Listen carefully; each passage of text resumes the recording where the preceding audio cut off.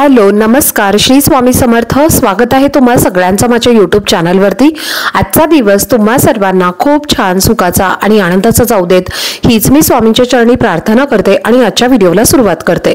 पण त्या अगोदर तुम्ही माझ्या चॅनलवरती जर नवीन असाल तर चॅनलला सबस्क्राइब नक्की करा। त्याचबरोबर कमेंटमध्ये श्री स्वामी समर्थ लिहायला अजिबात विसरू नका। उद्या 29 जानेवारी वार आहे सोमवार आणि उद्याच्या दिवशी आलेली आहे संकष्टी चतुर्थी। तर ही संकष्टी चतुर्थी सोमवारी आलेली आहे आणि त्यामुळे या दिवसाला अतिशय महत्त्व प्राप्त झालेलं आहे। चतुर्थी ही गणपती बाप्पांना समर्पित असते आणि सोमवार हा भगवान शिवशंकरांना समर्पित असतो। तर भगवान शंकर हे गणपती बाप्पांचे पुत्र आहेत आणि त्यामुळे या चतुर्थीला एक विशेष महत्त्व प्राप्त झालेलं आहे। तर या दिवशी आपल्याला गणपती बाप्पांची विधिवत पंचोपचारे पूजा करायची आहे आणि काही उपाय सुद्धा करायचे आहेत। तर आजच्या व्हिडिओमध्ये तुमच्यासोबत मी एक अतिशय प्रभावी उपाय शेअर करणार आहे। तुळशीला आपल्याला अशी एक वस्तू अर्पण करायची आहे, त्यामुळे आपल्या 7 पिढ्यांचं दारिद्र्य गरिबी ही नष्ट होईल आणि आपल्या घराची मुलांची आणि आपल्या पतीची अगदी भरभरून प्रगती होईल। तर असा हा उपाय तुमच्यासोबत मी शेअर करणार आहे, त्यामुळे व्हिडिओ हा स्किप न करता शेवटपर्यंत नक्की पहा, जेणेकरून तुमच्यापर्यंत योग्य ती माहिती पोहोचेल। आपल्या हिंदू धर्मामध्ये तुळशीला अतिशय महत्त्व दिलं जातं। तुळस ही प्रत्येकाच्या घरामध्ये असते, प्रत्येकाच्या गॅलरीमध्ये किंवा अंगणामध्ये आढळत असते। तुळशीमध्ये माता लक्ष्मीचा वास असतो, म्हणूनच त्या घरामध्ये नेहमी सुख शांती समृद्धी ही कायम टिकून राहते। तर बघा, तुळशीची काळजी घेऊन आपण पूजा केली तर माता लक्ष्मी सुद्धा आपल्यावरती प्रसन्न होते आणि तिच्या भक्तांना धनधान्याचा आशीर्वाद सुद्धा ती देत असते। आणि जेव्हा काही विशिष्ट तिथी असतात तर या तिथींवरती तुळशीच्या संबंधित आपण जर काही उपाय केले तर निश्चितच आपल्याला त्याचं फळ हे प्राप्त होत असतं। म्हणूनच उद्या आपल्याला तुळशीला हळद अर्पण करायची आहे। अगदी चिमूटभर हळद आपल्याला तुळशीला अर्पण करायची आहे। तुळशीला जर आपण उद्याच्या दिवशी हळद अर्पण केली तर आपल्या घरामध्ये सुख शांती समृद्धी आणि ऐश्वर्य हे कायम टिकून राहतं। पैशाच्या अडचणी किंवा आर्थिक समस्या या सुद्धा दूर होतात आणि धनप्राप्तीचे मार्ग सुद्धा मोकळे होतात। त्यामुळे चिमूटभर हळद आपल्याला तुळशीला अर्पण करायची आहे। त्यानंतर आपल्याला एक तांब्याचा कलश पाण्याने भरून घ्यायचा आहे, त्यामध्ये थोडंसं आपल्याला दूध टाकायचं आहे, पाणी टाकायचं आहे आणि हे दूध मिश्रित पाणी आपल्याला उद्याच्या दिवशी तुळशीला अर्पण करायचं आहे। आणि अर्पण करत असताना आपल्याला ओम नमो भगवते वासुदेवाय नमः या मंत्राचा जप सुद्धा करायचा आहे आणि हे पाणी आपल्याला तुळशीला अर्पण करायचं आहे। यासोबतच आपल्याला संध्याकाळी तुळशीजवळ एक दिवा लावायचा आहे, तुपाचा दिवा आपल्याला लावायचा आहे।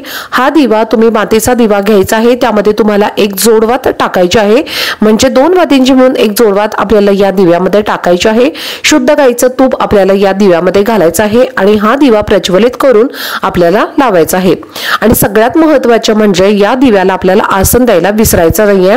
तर एक प्लेट घ्यायची आहे, त्या प्लेटमध्ये थोडेसे तांदूळ घालायचे आहेत आणि त्यानंतर हा दिवा त्या तांदळावरती ठेवायचा आहे आणि हा असा एक दिवा आपल्याला तुळशीजवळ लावायचा आहे। तांदूळ हे शुद्धतेचे प्रतीक आहे आणि देवीचे माता लक्ष्मीचे पूर्णत्वाचे प्रतीक आहे। त्यामुळे दिव्याखाली तांदळाचं आसन ठेवल्यामुळे त्या घरामध्ये शुद्धता आणि पवित्रता जागृत होत असते आणि आपल्या इच्छा मनोकामना या सुद्धा पूर्ण होत असतात। त्याचप्रमाणे हा दिवा लावत असताना किंवा तुळशीची पूजा करताना तुळशीला धक्का लागणार नाही याची सुद्धा आपल्याला काळजी घ्यायची आहे।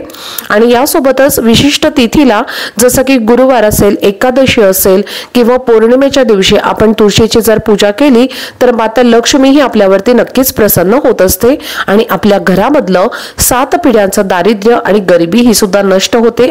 त्यामुळे माता लक्ष्मी आपल्या घरामध्ये निवास करते आणि त्यामुळे सांगितलेल्या तुळशीच्या सेवा उद्याच्या दिवशी आपल्याला नक्की करायच्या आहे।